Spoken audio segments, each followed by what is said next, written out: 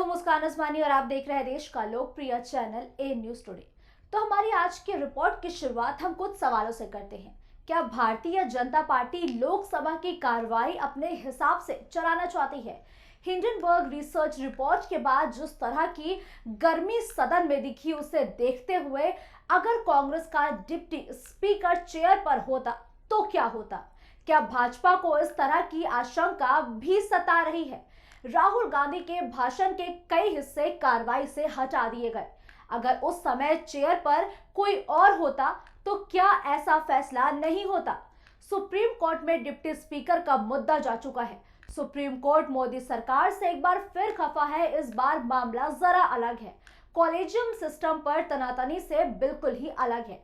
दरअसल बतौर प्रधानमंत्री नरेंद्र मोदी 4 साल का कार्यकाल पूरा करने वाले हैं। मतलब नई लोकसभा के गठन में 1 साल से कुछ ही ज्यादा का समय अब बचा हुआ है। लेकिन अभी तक मोदी सरकार लोकसभा का डिप्टी स्पीकर नहीं बना पाई है। ऐसी पार्टी जो 30 साल बाद पूर्ण बहुमत से 2014 में सत्ता में आई और जिसे दूसरी बार 2019 में प्रचंड बहुमत मिला, उसे किस बात का डर है? लोकसभा में बहुमत का जादुई आंकड़ा 253 है और भारतीय जनता पार्टी को अकेले 303 सीटें मिली हैं, जिसके बावजूद भी डिप्टी स्पीकर ना बन पाना हैरान कर देने वाला है। इसी मामले पर सुप्रीम कोर्ट में एक जनहित याचिका डाली गई है, जिसकी सुनवाई के दौरान कोर्ट ने 2 हफ्तों में मोदी सरकार से जवाब भी मांगा है।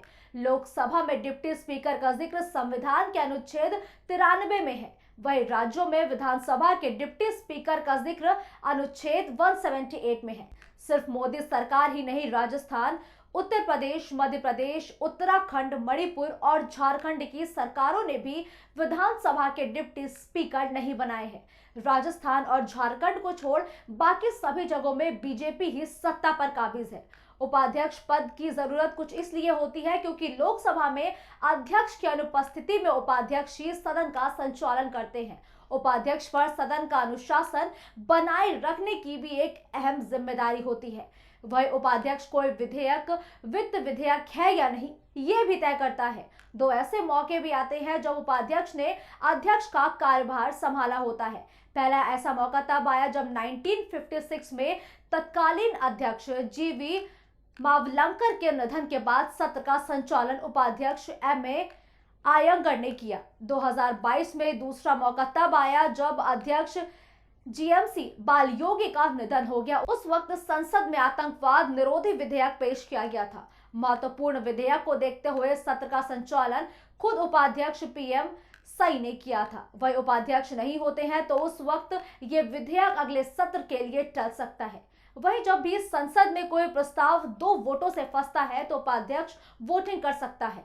अध्यक्ष के नहीं रहने की स्थिति में निर्णायक वोटिंग का भी अधिकार उपाध्यक्ष को है। साथ ही साथ अब आपको ये भी बताते चले कि लोकसभा में संसदीय समिति के गठन में अगर उपाध्यक्ष का नाम शामिल किया जाता है तो कमेटी में उन्हें ही चेयरमैन बनाना होता है।